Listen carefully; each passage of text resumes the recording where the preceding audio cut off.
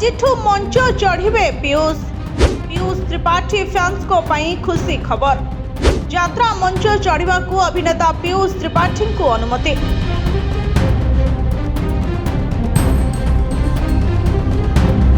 ଯାତ୍ରା ଅଭିନେତା ପୀୟୁଷ ତ୍ରିପାଠୀଙ୍କ ଫ୍ୟାନ୍ସଙ୍କ ପାଇଁ ଖୁସି ଖବର। ଆଜିଠୁ ପୁଣି ମଞ୍ଚ ଚଢ଼ିବେ ପୀୟୁଷ ତ୍ରିପାଠୀ। ଡାଇଲଗ ଓ ଇମୋସନ ଦର୍ଶକଙ୍କୁ ମତୁଆଲା କରିବେ। କାନ୍ଦି କନ୍ଦାଇବେ ଆଉ ହସି ହସାଇବେ ପୀୟୁଷ ତ୍ରିପାଠୀ। ଯାତ୍ରା ମଞ୍ଚ ଚଢ଼ିବା ପାଇଁ ତାଙ୍କୁ କୋର୍ଟରୁ ଅନୁମତି ମିଳିଛି।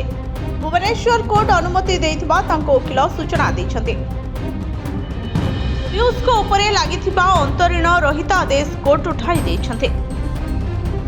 2 ବର୍ଷିଆ ଚୁକ୍ତି ଖିଲାପ କରିଥିବା ଅଭିଯୋଗରେ ପୀୟୁଷ ତ୍ରିପାଠୀଙ୍କ ମଞ୍ଚ ଚଢ଼ିବା ଉପରେ ରୋକ ଲଗାଇଥିଲେ କୋର୍ଟ।